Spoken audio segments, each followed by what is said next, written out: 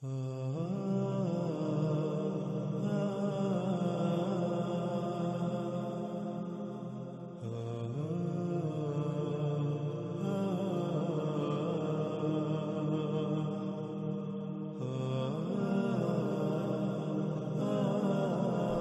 وقت ناظرین سکرین پر آپ کو دو روایات نظر آ رہی ہیں. ہم ان دونوں روایات پر اکٹھے ہی بات کریں گے.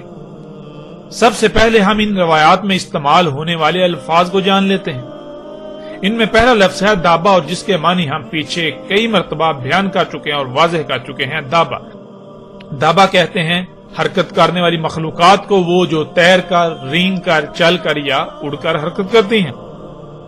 اگلا لفظ ہے ذات، جس کے معنی ہے بذات خود، اپنے آپ میں، جس سے بنایا یا جس سے وجود میں آیا. اگلا لفظ ہے مؤلفہ، جس کے معنی ہے مختلف اشیاء یا پرزہ جات وغیرہ کا مرکب، مختلف پرزہ جات یا مواد کا بنا ہوا اور لکھا ہوا. اگلا لفظ ہے زغب، جس کے معنی روئی، اون اور اس طرح کا وہ تمام نرم مواد جس سے صوفے، بیڈ، بستر، کمبل وغیرہ بنائے جاتے ہیں. اور جیسے مختلف جانوروں کے جسم پر ایسے بال ہوتے ہیں جو اون کی طرح ہوتے ہیں، یا درختوں اور پودوں پر ایسا مواد اگتا ہے جو روئی کی طرح ہوتا ہے، یا پرندوں کے جو پنکھ ہوتے ہیں. اگلا لفظ ہے ناظرین ریش، جس کے معنی ہے کرسیاں، صوفے وغیرہ. جیسے انسان کے جسم پر لباس ہوتا ہے، اس طرح کسی بھی شے کا اس مواد سے ڈھکا ہونا، طے چڑھا ہوا ہونا، جس مواد سے بال یا پرندوں کے پنکھ وغیرہ وجود میں آتے ہیں. آج اس مواد کو پینٹ کا نام دیا جاتا ہے. جب اس پینٹ کو کسی بھی شے پر کیا جاتا ہے تو باریک سی پلاسٹک کی طرح کی تہ وجود میں آ جاتی ہے، جیسے آج گاڑیوں، جہازوں وغیرہ پر پینٹ کیا جاتا ہے. اور کپڑے یہ ایسے مواد سے ڈھکے ہونا. اگلا لفظ ہے لون، جس کے معنی ہے رنگ. اگلا لفظ ہے وبر، جس کے معنی ہے ہر طرف سے یا بہت زیادہ یا زیادہ تر حصہ اس مواد سے ڈھکا ہونا، تہ چڑھا ہوا ہونا، جس مواد سے بال یا پرندوں کے پنکھ وجود میں آتے ہیں. آج اس مواد کو پینٹ کا نام دیا جاتا ہے. جب کسی شے پر پینٹ کیا جاتا ہے تو باریک سی پلاسٹک کی طرح کی تہ وجود میں آ جاتی ہے، جیسے آج گاڑیوں، جہازوں وغیرہ پر جو پینٹ کیا جاتا ہے. اب آتے ہیں ناظرین ان روایات کی طرف. رسول اللہ علیہ السلام نے کہا دابا مختلف اشیاء، مختلف مواد اور مختلف پرزہ جات کا مرکب ہوگا. وہ لکھا ہوا بھی ہوگا، وہ اپنے آپ میں ہوگا، یعنی وہ جس مواد سے بنا ہوگا وہ نرم ملائم مواد ہوگا. اس میں کرسیاں اور صوفے وغیرہ کی طرح سیٹیں ہوں گی، اور ان میں یعنی ان حرکت کرنے والی مخلوقات جو تیر کر، رینگ کر، چل کر اور اڑ کر حرکت کریں گی، تمام کے تمام رنگوں سے ہوں گی. یعنی دابا تمام کے تمام رنگوں سے ہوگا، ہر رنگ کا دابا ہوگا. یعنی قرب قیام و سات ارض سے وجود میں آنے والا دابا ہر رنگ کا ہوگا. اس طرح ناظرین اگلی روایت میں دیکھیں، رسول اللہ علیہ السلام نے کہا دابا یعنی تیر کر، رینگ کر، چل کر اور اڑ کر حرکت کرنے والی مخلوقات جو قرب قیام و سات وجود میں آئیں گی، وہ اپنی ذات میں یعنی وہ جس مواد سے وجود میں آئیں گی وہ وبر ہوگا اور ریش ہوگا. یعنی اس میں نرم ملائم مواد والی کرسیاں اور صوفے وغیرہ کی طرح کی سیٹیں ہوں گی. وہ اس مواد کی تہ چڑھا ہوا ہوگا جس مواد سے بال وجود میں آتے ہیں، یعنی ہر طرف سے پینٹ کیا ہوا ہوگا، پینٹ کی تہ چڑھا ہوا ہوگا. دابا مختلف مواد، مختلف اشیاء اور کئی مختلف پرزہ جات کا مرکب ہوگا. اس میں ہر رنگ سے ہوگا، یعنی قرب قیام و سات نکلنے والا دابا ہر رنگ کا ہوگا. ناظرین یہ روایات ایسی ہیں جو چونکا کے رکھ دینے والی ہیں. ناظرین آپ غور کریں، یہ مخلوقات یعنی یہ جو انسان نے آج اپنے ہی ہاتھوں سے دابا خلق کیا اللہ کے دابا کے مقابلے پر، جنہیں آج آپ گاڑیاں، جہاز، ہیلی کاپٹر، شپ یہ نام دیتے ہیں، یہ دیکھیں یہ کس سے وجود میں آیا. یہ سب مخلوقات، یہ دابۃ الارض جو ہے یہ کس سے وجود میں آیا؟ کیا یہ اسی مواد سے وجود میں نہیں آیا جس کا ذکر محمد رسول اللہ علیہ السلام نے کیا؟ کیا اس کے اندر بالکل فرنیچر موجود نہیں ہے؟ اس کے اندر صوفے کی طرح کی کرسیاں اور سیٹیں موجود نہیں ہیں، نرم ملائم؟ کیا اس کے اوپر پینٹ کی تہ نہیں چڑھی ہوئی، یعنی اس مواد کی تہ نہیں چڑھی ہوئی ہوتی جس مواد سے آپ کے جسم پر بال وجود میں آتے ہیں؟ ذرا غور کریں، آپ کے جسم پر جو بال ہیں وہ کیا ہیں، وہ کس مواد سے وجود میں آئے؟ آپ کے جسم پر موجود بال تو بنیادی طور پر فلیکسیبل پلاسٹک ہے جسے آپ نائلون کہتے ہیں، اور پینٹ کیا ہوتا ہے؟ پینٹ بھی تو پلاسٹک ہے۔ ناظرین غور کریں، اور حیران کن طور پر جس مواد سے آپ کے جسم کے اوپر بال وجود میں آتے ہیں بالکل وہی میٹیریل، وہی مواد خام تیل سے جب نکالا جاتا ہے تو اسے آپ پینٹ کا نام دیتے ہیں، اسے آپ پلاسٹک کا نام دیتے ہیں۔ تو ناظرین غور کریں، اس کے علاوہ دیکھیں رسول اللہ علیہ السلام نے کہا کہ دابا بنا ہوا ہوگا کس سے؟ دابا بہت سارے پرزا جات کا مرکب ہوگا، مختلف مواد ہوں گے، ان کا مختلف اشیاء کا مرکب ہوگا۔ اور ناظرین غور کریں، کیا ایسا ہی نہیں؟ حیران کن طور پر یہ ایجادات، یہ مخلوقات، یہ جو دابۃ الارض ہے، یہ گاڑیاں، یہ جہاز، یہ ان کو دیکھیں، یہ کیا واقعتاً پرزا جات کا مرکب نہیں ہے؟ ناظرین حیران کن طور پر یہ دابا مختلف پرزا جات کا مرکب ہے۔ ناظرین غور کریں، کیا محمد رسول اللہ علیہ السلام نے دابۃ الارض کی وضاحت میں کوئی کسر چھوڑی؟ ایسے ایسے الفاظ استعمال کیے کہ جو دہلا کے رکھ دینے والے ہیں۔ اور پھر ناظرین اس سے بڑی بات یہ کہ رسول اللہ علیہ السلام نے کہا کہ دابے میں ہر رنگ ہوگا، ہر رنگ کا دابا ہوگا، ہر رنگ کا، جتنے بھی رنگ ہیں ہر رنگ کا دابا ہوگا۔ اور ناظرین غور کریں، کیا یہ گاڑیاں ہر رنگ میں نہیں پائی جاتی؟ کالا، سرخ، سفید، نیلا، بلیو، یعنی ہر رنگ میں یہ گاڑیاں نہیں پائی جاتی؟ ہر رنگ میں دابا آج اپنی آنکھوں سے آپ دیکھ رہے ہیں۔ میں قربان جاؤں اپنے خلیل و مولا محمد رسول اللہ علیہ السلام پر، آج ان کے الفاظ کے عین مطابق جو کچھ انہوں نے اس وقت اپنی آنکھوں سے دیکھ کر کہا تھا، آج وہ سب کچھ ہمارے سامنے موجود ہے، آج وہ سب کچھ آپ کے سامنے موجود ہے، آج آپ اسی وقت میں موجود ہیں، آج وہ دابا آپ کے درمیان موجود ہے۔ آج آپ کتنے نازک اور خطرناک وقت میں ہیں، شاید ہی کسی کو اس کا ادراک ہو۔ عظیم تباہی آپ کے سروں پر منڈلا رہی ہے، لیکن اس کے باوجود لوگ ہیں کہ وہ اندھے کے اندھے ہیں، وہ اندھوں کی طرح چوپایوں سے بھی کم تر بنے ہوئے ہیں۔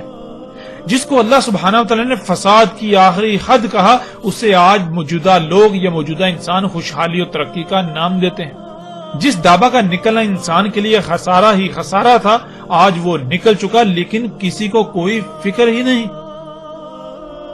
ناظرین مجھے نہیں لگتا کہ اس سے بھی واضح الفاظ کوئی اور ہو سکتے تھے اس دابۃ الارض کی وضاحت کے لیے، جو آج سے 14 صدیاں قبل محمد رسول اللہ علیہ السلام نے استعمال کیے۔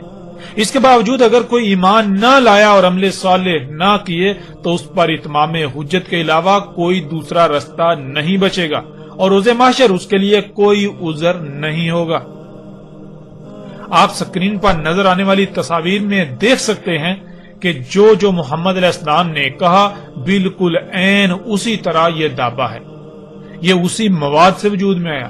اس کے اندر نرم ملائم سیٹیں ہیں، یہ پینٹ کی تہ چڑھا ہوا ہے، یہ طرح طرح کے مختلف پرزا جات کا مرکب ہے، یہ مختلف مواد کا مرکب ہے، مختلف اشیاء کا مرکب ہے۔ حیران کن طور پر محمد علیہ السلام نے جو کہا بالکل ایک ایک لفظ آج سچا ثابت ہو چکا۔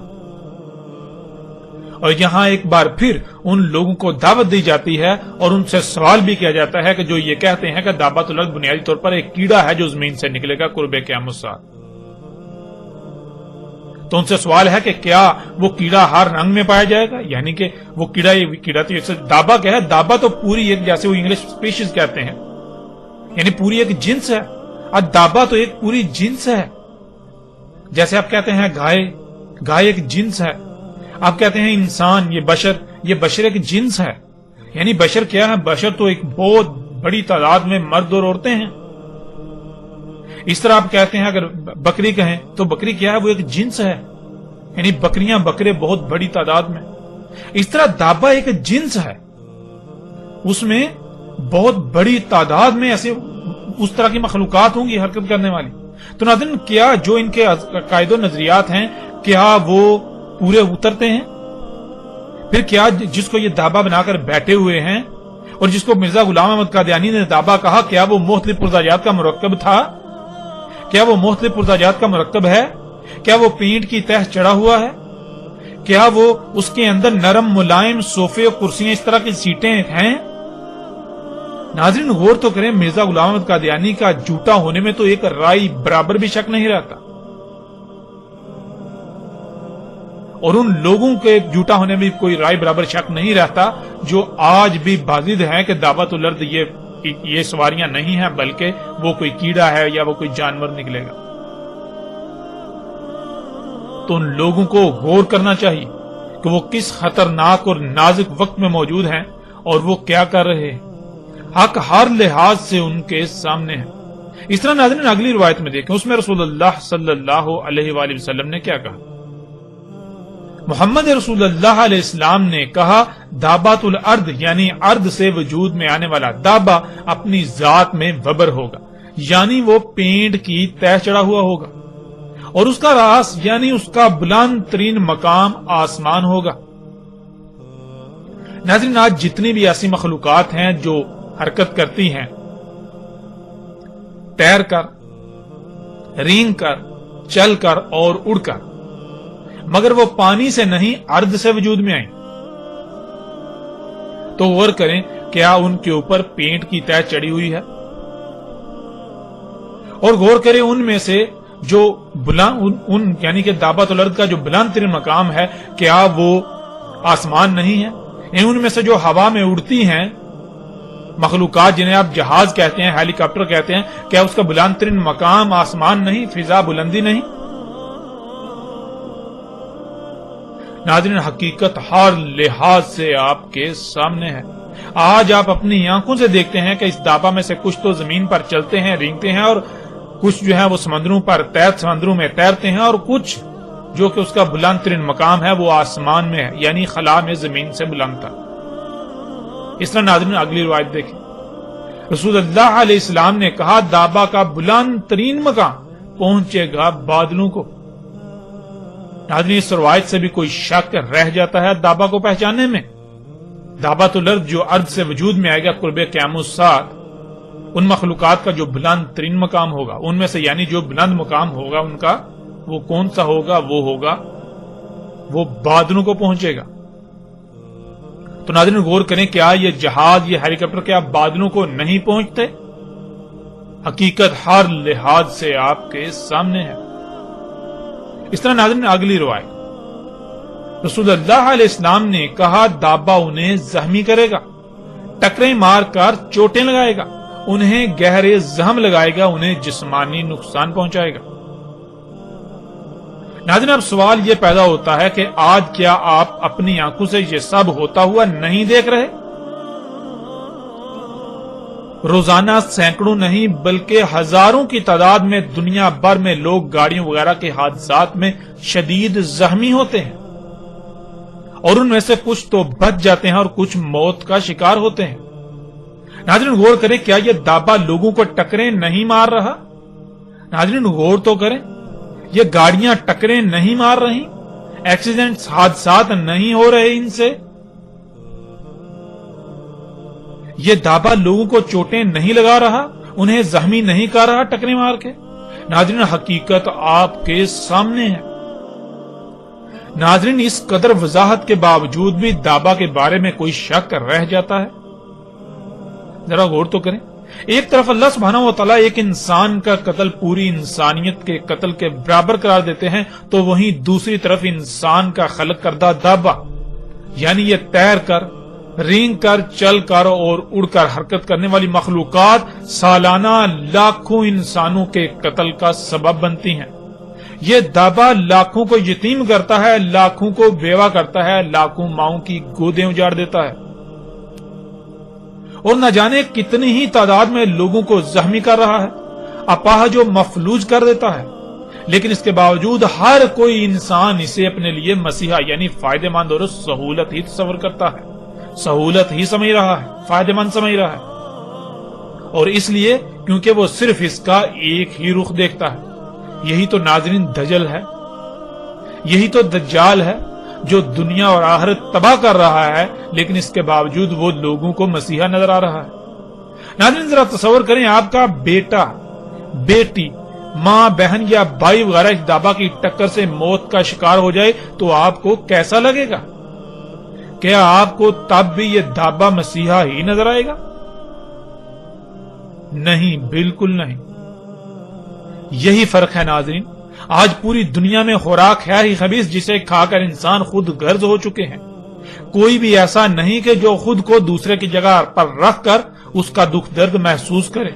جب اپنے سر پر پڑتی ہے تب ہی کچھ نظر آتا ہے، ورنہ آج تقریباً سب کے سب ہی اندھے اور بہرے ہو چکے ہیں۔ سب کے دل مردہ ہو چکے ہیں، سب کے دل اندھے ہو چکے ہیں۔ اس کے علاوہ اگر صرف اس بات پر غور کر لیا جائے کہ اس دابا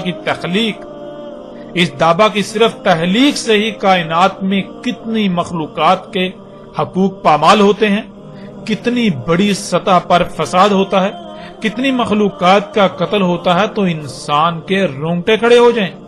لیکن اس کا ادراک یوم القیامت کو ہی ہوگا۔ آج بے شک آپ اپنی آنکھیں بند رکھیں، عنقریب بہت جلد آپ حقیقت خود تسلیم کریں گے، لیکن تب آپ کو تسلیم کرنا کوئی فائدہ نہیں دے گا۔ اس طرح ناظرین بڑھتے ہیں اگلی روایت کی طرف۔ رسول اللہ علیہ السلام نے کہا اس میں کچھ شک نہیں، دابا ہوگا، اس میں ہر رنگ کا دابا ہوگا۔ اور ناظرین آج آپ اپنی آنکھوں سے یہ سب کچھ دیکھ رہے ہیں، کیا یہ دابا ہر رنگ میں موجود نہیں ہے؟ ذرا غور تو کریں۔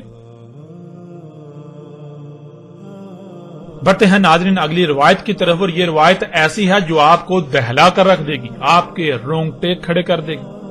سب سے پہلے حسب سابق اس روایت میں استعمال ہونے والے الفاظ کو جان لیتے ہیں۔ ان میں سب سے پہلا لفظ دابا، جس کے معنی آپ جانتے ہیں۔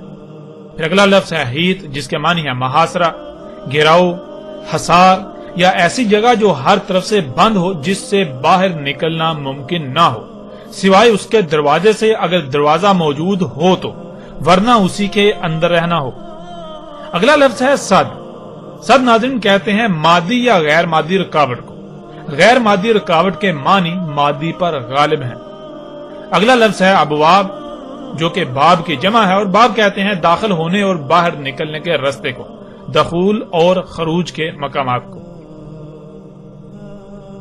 پھر اگلا لفظ ہے طرح، جس کے معنی ہے شے بنا کر اسے لانچ کرنا، یعنی شے بنا کر اسے متحرک کرنا، شے خلق کر کے اسے کہیں چھوڑ دینا یا آپریٹ کرنا۔ اگلا لفظ ہے وحش، جس کے معنی ہے ایسی عجیب الخلقت مخلوق جو موجود نہ ہو تو تصوراتی مخلوق، اور اگر موجود ہو تو بہت زیادہ مشہور و معروف مخلوق، ایسی مخلوق جو بے قابو اور ہر طرف سے نقصان پہنچائے، ایسی مخلوق جو جہاں موجود ہو اس کو اتنا فساد زدہ کر دے کہ وہ شاید تباہ ہو جائے، ایسی مخلوق جو بے قابو ہو کر ہر طرف کے در و دیوار توڑ دے، انہیں کھوکھلا کر دے، ایسی مخلوق جو عیب دار ہو، ایسی مخلوق جو قوت و زور ہر طرح کی صلاحیتوں میں بڑھ کر ہو، ایسی مخلوق جو اپنے وزن اور حجم کے اعتبار سے بہت لمبی چوڑی اونچی یا بڑی ہو، عجیب الخلقت مخلوق جو خلاف قانون خلق کی جائے، ایسی مخلوق جو انتہائی پرخطر یعنی خطرے سے بری ہوئی ہو، ایسی مخلوق جس کے سامنے اس سے پہلے موجود مخلوقات طاقت زور صلاحیتوں سمیت ہر لحاظ سے بہت کم اور بے بس ہو جائیں، ایسی مخلوق جو جہاں موجود ہو وہاں موجود مخلوقات میں سے طاقتور ترین مخلوقات پر بھی غالب آ جائے، ایسی مخلوق جس کے سامنے شیر صفت بھی چوہے سے کم تر نظر آئے۔ ناظرین لفظ وحش کے یہ چند معنی ہیں جو غالب ترین معنی ہیں۔ ان کے علاوہ لفظ وحش کے معنی بہت وسیع ہیں، لیکن ہم نے کوشش کی کہ جو معنی غالب ترین ہیں، جو باقی معنوں کا احاطہ کریں، وہی بیان کیے جائیں۔ اگلا لفظ آ جاتا ہے اسد، جس کے معنی ہے جس کا باقی سب پر روب اور دبدبا ہو، جسے باقیوں پر قدرت و اختیار دیا جائے، جو اس کے قانون کی خلاف ورزی کرے اسے دبوچ لے۔ یہ سب صفات جنگل کے جانوروں میں سے شیر میں پائی جاتی ہیں، اسی وجہ سے شیر کو عربی میں اسد کہا جاتا ہے، کیونکہ شیر کے سامنے جنگل کے تمام جانور دب کے رہتے ہیں. شیر کو سب پر قدرت و اختیار حاصل ہوتا ہے. اس وجہ سے شیر کو عربی میں اسد کہا جاتا ہے. اگلا لفظ ہے ارتعد، جس کے معنی ہے کانپنا، تھرتھرانا، ہلنا، کپ کپی وغیرہ. پھر اگلا لفظ ہے سلطان، جس کے معنی ہے کسی شے میں یا اس پر اثر انداز ہونے کا اختیار، اختیارات منتقل کرنا، کمانڈ، بالادستی، اثر و رسوخ، طاقت، قوت، خود مختاری، سلطنت، حکومت، گرفت، مہارت، کسی شے پر اثر انداز ہونے کا مکمل اختیار، غیر منصفانہ استعمال، مطلق العنانیت، آمرانہ پن، حکم دینے کا اختیار، اطاعت کروانے کی قدرت، غلبہ پانا، جانچ پڑتال، دبنگ پن، بادشاہی، کسی شے کو سیاسی نظام کے ذریعے اپنے تابع رکھنا، سیاسی اختیار وغیرہ. اب ناظرین آتے ہیں اس روایت کی طرف. رسول اللہ علیہ السلام نے کہا میری امت کی مثال اور دابا کے نکلنے کے وقت کی مثال اس وقت کی سی ہے کہ ایک ایسی تعمیر کی جائے اور بلند کی جائے کہ وہ محاصرہ، گراؤ یا حصار وغیرہ بن جائے، اور اس کے تمام داخلی و خارجی مقامات پر رکاوٹیں کر دی جائیں، یعنی وہ بند کر دی جائیں، اور خلق کر کے تمام وحش اس میں متحرک کر دیے جائیں، یعنی چھوڑ دیے جائیں. پھر لایا جائے ایک شیر یعنی ایک اسد، جسے پس چھوڑ دیا جائے ان کے درمیان، پس وہ حصار، تھر تھرانا، کانپنا شروع کر دے، جہاں سے اسے کھوکھلا کر دیا گیا گرنا شروع کر دے اس شیر پر ہر جانب سے. دابا نکلے گا تو بالکل یہی مثال میرے غلام امتی کی ہوگی، کوئی ایک بھی نہیں بھاگ پائے گا اس سے مگر اس کے درمیان لا چھوڑا جائے گا، اور اس کے لیے یعنی دابا کے لیے ہے سلطان ہمارے رب عظیم سے. ناظرین، رسول اللہ علیہ السلام نے بہت ہی لرزا دینے والی مثال بیان کی. اس مثال کو سامنے رکھتے ہوئے اگر آج آپ اپنے ارد گرد غور و فکر کریں تو آپ کو رسول اللہ علیہ السلام کی اس مثال میں چھپے وقت کی نشاندہی بخوبی ہو جاتی ہے کہ آج آپ اسی وقت میں موجود ہیں. ناظرین، جیسے آپ کوئی بڑی سی عمارت تعمیر کریں جو ایک گنبد کی مانند ہو، ہر طرف سے بند ایک حصار ہو، بالکل ایک حصار کی مانند بلند، آپ اس پر چڑھ بھی نہ سکیں. پھر ایسا کریں اس میں کچھ ایسے وحشیوں کو چھوڑ دیں جو بے قابو ہوں اور ہر طرف ٹکریں مارنا شروع کر دیں، ہر طرف تباہی پھیلا دیں. اور پھر ایسا کریں کسی ایسے کو بھی اس میں داخل کر کے اس کے باہر نکلنے کے دروازے رستے بند کر دیں جو بہت طاقت والا ہو، یعنی ایسا جس کی مثال یعنی جیسے جنگل میں تمام جانوروں میں شیر جو ہوتا ہے سب اس سے کانپتے ہیں، سب اس سے ڈرتے ہیں، وہ قوت اختیار طاقت میں سب سے بڑھ کر ہوتا ہے، بالکل ایسے کسی کو پھر لا کر اس میں اس عمارت کے اندر چھوڑ دیں ان وحوش کے درمیان. تو ناظرین غور کریں اس کی حالت کیا ہوگی. اس حصار میں وہ ان وحشیوں کے سامنے بے بس نظر آئے گا اور وحشی ٹکریں مار مار کر اس عمارت کو کھوکھلا کر دیں گے، اور وہ عمارت لرز اٹھے گی، کانپنا شروع کر دے گی. تو کھوکھلے پن کی وجہ سے وہ عمارت ہر طرف سے گرنا شروع کر دے گی اس شیر پر، اس طاقتور پر، جو کہ ایک چوہے کی طرح اس کی حیثیت و اہمیت ہوگی، ایسے جیسے کہ اینٹوں کی بارش ہوتی ہے اور اس کے لیے کوئی بھی جائے پناہ نہیں ہوگی، جسے اس حصار میں ان وحشیوں کے درمیان لا چھوڑا گیا تھا. خواہ وہ کتنا ہی طاقتور کیوں نہ ہو، وہ ان کے سامنے بے بس و مجبور ہوگا. سبحان اللہ، اللہ اکبر. محمد رسول اللہ علیہ السلام نے کتنی ہی زبردست مثال دی، اس سے بڑھ کر احسن مثال کوئی اور ہو ہی نہیں سکتی جو اللہ کے نبی نے اس وقت بیان کر دی، جس وقت ایسے حالات و واقعات کو بیان کرنے کے لیے الفاظ ہی موجود نہ تھے. لیکن جس احسن انداز سے رسول اللہ علیہ السلام نے یہ مثال بیان کی، اس سے بالکل ایسے لگتا ہے جیسے کہ وہ اس دور میں موجود ہوں اور ان سارے حالات کو اپنی آنکھوں سے دیکھ کر اس کے بعد الفاظ کا انتخاب کر کے مثال بیان کی جائے یا مثال بیان کی ہو. قرآن میں اللہ سبحانہ و تعالیٰ نے بار بار اپنی آیات میں غور و فکر کرنے کا حکم دیا. جب غور و فکر کریں تو پتہ چلتا ہے کہ اللہ سبحانہ و تعالیٰ نے بالکل واضح قرآن میں بتا دیا کہ اللہ سبحانہ و تعالیٰ نے زمین پر سب کا کیسے محاصرہ کیا ہوا ہے، کیسے گھیراؤ کیا ہوا ہے، یعنی حصار قائم کیا ہوا ہے۔ اللہ سبحانہ وتعالی نے جہاں ہر شے اور اپنے علم سے محاصرہ کیا ہوا ہے تو وہیں زمین کے گرد تہ در تہ 7 پردے بنا کر بھی محاصرہ کیا ہوا ہے، جسے آپ سکرین پر دیکھ سکتے ہیں۔ جیسے انسان کو گرم سرد موسمی اثرات سے بچنے کے لیے لباس کی ضرورت ہوتی ہے، بالکل اسی طرح اللہ سبحانہ وتعالی نے زمین کو بھی لباس پہنایا ہوا ہے۔ زمین کی مقناطیسی قوت ہے اور زمین کے گرد گیسوں کی 7 تہیں ہیں، جنہیں اللہ سبحانہ وتعالی نے زمین کے ساتھ آسمان بھی کہا۔ زمین کی مقناطیسی قوت اور یہ گیسوں کے 7 تہ در تہ حصار، یہ تہیں زمین کے گرد اللہ سبحانہ وتعالی کا حصار ہیں۔ اسی حصار کے اندر انسان زندہ رہ سکتا ہے۔ اس حصار کے اندر اللہ سبحانہ وتعالی نے انسان کو خلق کیا، اس سے پہلے اس کے داخلی و خارجی رستے بند کر دیے۔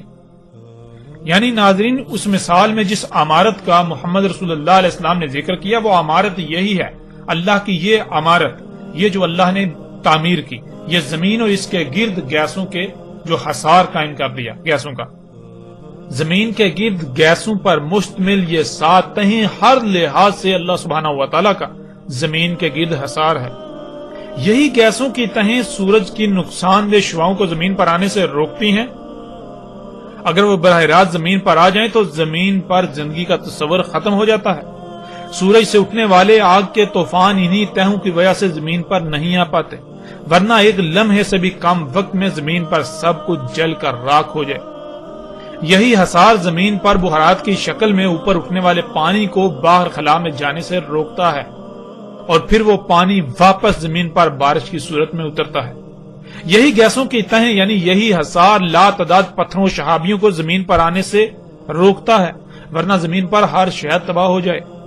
اس کے علاوہ اگر ان پر لکھا جائے یا ان پر بات کی جائے، اس حصار پر بات کی جائے تو ایک وسیع بات کی جا سکتی ہے۔ ہمارا مقصد اللہ سبحانہ وتعالی کے بنائے ہوئے اس حصار کو سمجھنا ہے، جسے محمد رسول اللہ علیہ السلام نے ایک مثال سے یعنی ایک عمارت سے تشبیہ دی۔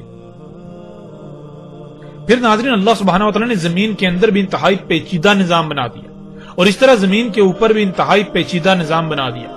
اللہ سبحانہ وتعالی نے تمام مخلوقات کو خلق کر کے جس مقصد کے لیے خلق کیا، انہیں ان کے مقامات پر رکھ کر اس مقصد کو پورا کرنے پر لگا دیا۔ اگر کوئی بھی مخلوق اپنے مقام سے ہٹ جائے گی تو پھر زمین کا توازن برقرار نہیں رہے گا، پھر زمین پر بھی ہر طرف سے اسی طرح تباہی آئیں گی جیسے مثال میں اس حصار کا بیان کیا گیا۔ پیچھے ناظرین وحش کے معنی بیان کیے جا چکے ہیں۔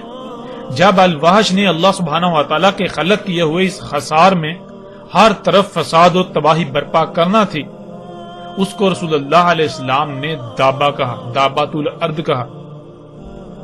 وحش یعنی وہ کون سی ایسی عجیب الخلقت مخلوقات ہیں جو پہلے موجود نہیں تھیں اور اب موجود ہیں، یا پھر ابھی بھی موجود نہیں، اور ایسی مخلوقات جن کے سامنے رسول اللہ علیہ السلام کے غلام امتی بے بس ہو جائیں گے، جو اللہ سبحانہ وتعالی کی بنائی ہوئی عمارت یعنی اس زمین کو اتنا کھوکھلا کر دیں گے جس سے یہ لرزے گی، کانپے گی، یعنی زلزلے آئیں گے، ہر طرف سے اس پر تباہیاں آئیں گی، اللہ کی تمام مخلوقات میں خرابیاں اور تباہیاں ظاہر ہوں گی۔ کیا یہ سب آج نہیں ہو رہا؟ ناظرین غور تو کریں، آج کوئی ایک بھی شے ایسی نہیں جو فطرت پر ہو۔ لا تعداد بیماریاں، زلزلے، طوفان، آندیاں، سیلاب، موسموں میں غیر معمولی تغیر تبدل، سمندری مخلوقات کا لا تعداد قتل عام، بے وقت بارشیں، سانس لینے کے لیے آکسیجن بھی خالص نہیں، نہ کھانے کو، نہ پینے کو، نہ رہنے کو، حتیٰ کہ اللہ کی کوئی ایک بھی خلق زمین پر خالص نہیں رہی، خرابیوں سے پاک نہیں رہی۔ اور ایسی حالت میں اللہ کے غلاموں کی بالکل وہی کیفیت ہے جو کیفیت اس شیر کی جو اس حصار میں تھا، اور ہر طرف سے عمارت اس پر گر رہی ہے۔ ناظرین اللہ سبحانہ وتعالی کے نبی محمد رسول اللہ علیہ السلام نے کہا کہ یہ سب تب ہوگا جب دابا خلق کر کے نکالا جائے گا۔ اس دابا کا خالق اللہ نہیں بلکہ خود انسان ہوگا۔ اللہ سبحان ہے، وہ ایسا دابا خلق نہیں کرتا جو اللہ کے قانون کے ہی خلاف کام کرے، سوائے اس کے کہ جسے اختیار دیا، اور وہ نافرمان ہو گیا یعنی انسان۔ یہ دابا ظلم کرنے والا ہے، اللہ کی تمام مخلوقات کے مقامات میں کمی کرنے والا ہے۔ اللہ سبحانہ وتعالی قرآن میں بار بار کہتے ہیں کہ اللہ انسانوں پر ظلم نہیں کرتا مگر انسان خود ہی اپنے آپ پر ظلم کرتے ہیں، اور اللہ سبحانہ وتعالی یہ بھی کہتا ہے کہ اللہ عالمین کے لیے ظلم نہیں چاہتا، اور دنیا میں جو بھی ہلاکت و تباہی آتی ہے وہ انسانوں کے ہی کیے ہوئے ظلم کی وجہ سے آتی ہے۔ ظلم کرنے سے فساد ہوتا ہے اور فساد تباہی کا باعث بنتا ہے.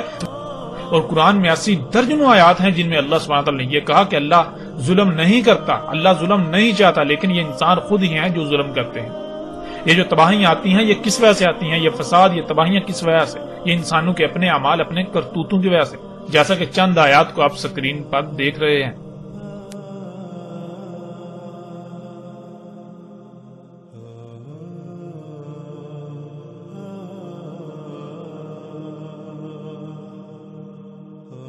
اب ناظرین غور کریں، الوحش یعنی عجیب الخلقت مخلوقات جو محمد رسول اللہ علیہ السلام کے دور میں اور آج سے کچھ ہی عرصہ پہلے کوئی وجود نہیں رکھتی تھی، جو کہ آج موجود ہیں اور ہر طرف موجود ہیں، جو بہت مشہور و معروف ہیں، اتنی واضح ہیں جیسے دن کے وقت سورج جسے دیکھنے سے آنکھیں چلے آ جائیں. یعنی سورج اتنا واضح ہوتا ہے لیکن وہ دیکھنا بہت مشکل ہو جاتا ہے. آج بالکل اسی طرح وہ الوحش دندناتے پھر رہے ہیں لیکن کسی کو بھی نظر نہیں آ رہے، اور اللہ کی زمین پر ہر شے میں تباہی مچا رہے ہیں. ہر شے کو کھوکھلا کریں، زمین کو کھوکھلا کریں، اللہ کی عمارت کو عیبدار کر رہے ہیں، کھوکھلا کر رہے ہیں. اور مومن اللہ کے غلام اس شیر کی طرح بے بس ہیں، بالکل بے بس. اور ناظرین سکرین پر نظر آنے والی تصاویر میں آپ دیکھ سکتے ہیں کہ اللہ کا دابا اللہ کا غلام اور اس کے مقابلے پر انسان کا دابا الوحش جو تباہی مچا رہا ہے، زمین کو کھوکھلا کر رہا ہے، جس سے پہاڑوں کو کاٹا جا رہا ہے، زمین کی مائننگ کی جا رہی ہے، پہاڑوں کی مائننگ کی جا رہی ہے، اسے کھوکھلا کیا جا رہا ہے، جس سے پھر زمین کا توازن بگڑ گیا. اس کی وجہ سے پھر زلزلے آ رہے ہیں، طرح طرح کی تباہیاں، طوفان، سونامی آ رہے ہیں، طرح طرح کی بیماریاں، اور کیا کچھ نہیں ہو رہا. اور مومن جو کہ اللہ کا غلام ہے، جس کی حیثیت یعنی کہ جو زمین پر اللہ کا مالک ہے، جو اللہ کا نائب ہے، وہ ان وحوش کے سامنے بالکل بے بس ہے، ان مخلوقات کے سامنے بالکل بے بس ہے. یہ مخلوقات زمین کو اس طرح کھوکھلا کر رہی ہیں کہ انہیں کوئی روکنے والا ہے ہی نہیں، جیسے کہ ان کو سلطان حاصل ہے، ان کو قدرت حاصل ہے، ان کو سلطنت حاصل ہے، انہیں کوئی روکنے والا نہیں. یعنی مومن ان کو چاہ کر بھی نہیں روک سکتا.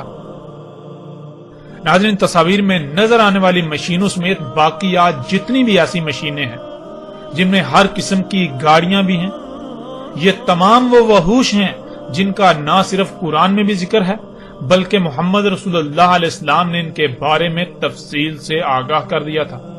اور رسول اللہ علیہ السلام کے الفاظ کے عین مطابق آج مومن دابا کے سامنے، ان وحوش کے سامنے بالکل بے بس ہیں. ان وحوش نے، دابا نے اللہ کی بنائی ہوئی اس عمارت زمین کو ہر طرف سے اتنا کھوکھلا کر دیا کہ یہ عمارت آج ہر طرف سے گر رہی ہے. زلزلے، سیلاب، طوفان، بیماریاں، زمین کا دنسنا، مصائب، تکالیف، جنگ و جدل سمیت ہر طریقے اور ہر طرف سے اللہ کی عمارت گر رہی ہے، تباہیوں کا شکار ہے. اور مومن اس شیر کی طرح بے بس ہیں جو ان وحوش کے درمیان لا کر چھوڑ دیا گیا اور عمارت کا دروازہ بند کر دیا گیا. اگر کوئی مومن ہو تو اسے اس کا بخوبی ادراک ہے. یہ تھا ناظرین زمین سے نکلنے والا دابا.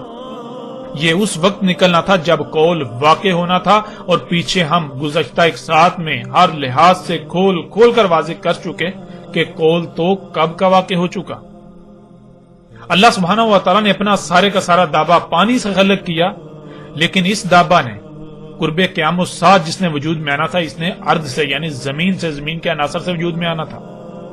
اور ناظرین اللہ کا دابا تو پہلے ہی موجود تھا، بعد میں وجود میں آنے والا دابا دابۃ الارض تھا جس نے بعد میں وجود میں آنا تھا. تو غور کریں کون سا دابا پہلے موجود تھا اور کون سا بعد میں وجود میں آیا. ہر لحاظ سے حق آپ کے سامنے ہے. اللہ سبحانہ تعالیٰ نے قرآن میں دابا کا نکلنا ساتھ کی آخری شرط دخان سے پہلے بتایا، اور محمد رسول اللہ علیہ السلام نے بھی کہا کہ جب دابا نکل آئے گا تب وقت ختم ہو جائے گا. آج جب دابا نکل چکا، جو کچھ اس نے کرنا تھا وہ کر چکا، تو سوال یہ پیدا ہوتا ہے کہ جن لوگوں کو ابھی بھی دجال نظر نہیں آیا تو کیا دجال دابا نکلنے کے بعد نکلنا تھا؟ ناظرین غور تو کریں، دجال تو دابا کے خروج سے پہلے نکلنا تھا. دابۃ الارض تو بذات خود دجال میں سے ہے، یہ دجال کا دابا ہونا تھا. تو غور کریں آج نہ صرف دابا نکل چکا بلکہ پوری دنیا میں دندناتا پھر رہا ہے. یہ وحش، یہ دابا جو الوحوش ہیں، یہ پوری زمین کو، اللہ کی سمارت کو ہر طرف سے کھوکھلا کر چکے ہیں۔ یہ سب کچھ ہو چکا تو کیا آج بھی آپ دجال کے انتظار میں ہیں؟ کس دجال کے انتظار میں ہیں؟ ناظرین غور تو کریں، آنکھیں کھولیں اس سے پہلے کہ دیر ہو جائے، اپنی آنکھیں کھولیں، غور کریں اس سے پہلے کہ وہ وقت آ جائے جب آپ کے پاس سوائے پچھتاوے کے کچھ نہ رہے۔ اور ان قریب جب وہ وقت آئے گا جو کہ بالکل سر پر ہے، تب آپ کی آنکھیں پھٹی کی پھٹی رہ جائیں گی۔ لہذا اس وقت ہے، غور کریں، اپنی آنکھیں کھولیں۔ یہاں پھر ان تمام لوگوں کو چیلنج ہے جو دعوت الارض کے بارے میں طرح طرح کے عقائد و نظریات بنا کر بیٹھے ہوئے ہیں۔ اگر وہ اپنے دعووں میں سچے ہیں، اپنے عقائد و نظریات میں سچے ہیں، تو اس حق کو غلط ثابت کر کے دکھائیں۔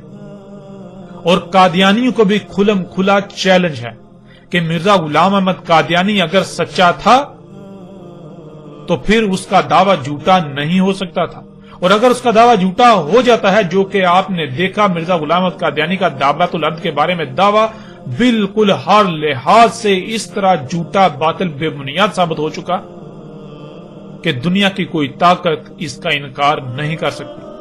تو جب اس کا دعویٰ غلط ثابت ہو چکا تو پھر مرزا غلام احمد قادیانی مہدی تھا یا پھر دل پر تھا، گمراہ تھا؟ مرزا غلام احمد قادیانی رسول تھا یا پھر کذاب تھا؟ مرزا غلام احمد قادیانی کذاب تھا۔ مرزا غلام احمد قادیانی مثل مسیح تھا یا پھر بذات خود ایک دجال تھا؟ حقیقت آپ کے سامنے ہے، مرزا غلام احمد قادیانی بذات خود ایک دجال تھا، جو انسانوں میں سے جن دجالون کذابون نے آنا تھا۔ اور قادیانی کو ہم پھر کہتے ہیں کہ اس قدر حق واضح ہونے کے باوجود اگر آپ لوگ حق کو تسلیم نہیں کرتے، اپنی آنکھیں بند کیے ہوئے رہتے ہو، تو پھر جان لو دنیا میں جتنے بھی مشرک ہیں ان میں سے سب سے بڑھ کر مشرک تمہارے علاوہ اور کوئی نہیں ہو سکتا۔ آپ وہ لوگ تھے جو حق کے دعوے دار تھے۔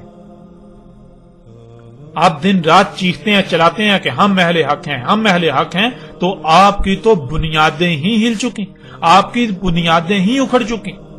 آپ کی بنیاد ہم نے الحمدللہ ہر لحاظ سے اکھاڑ کر رکھ دی، اور جیسے جیسے آگے بڑھیں گے تو مزید ہر لحاظ سے نہ صرف حق واضح ہوگا بلکہ آپ کی حقیقت بھی، اور باقی آپ ہی کی طرح کے جتنے بھی فرقے، گروہ جتنے بھی ہیں، ان سب کی حقیقت بھی پوری دنیا پر، سب پر، ان پر بھی ہر لحاظ سے کھل کر واضح ہو جائے گی۔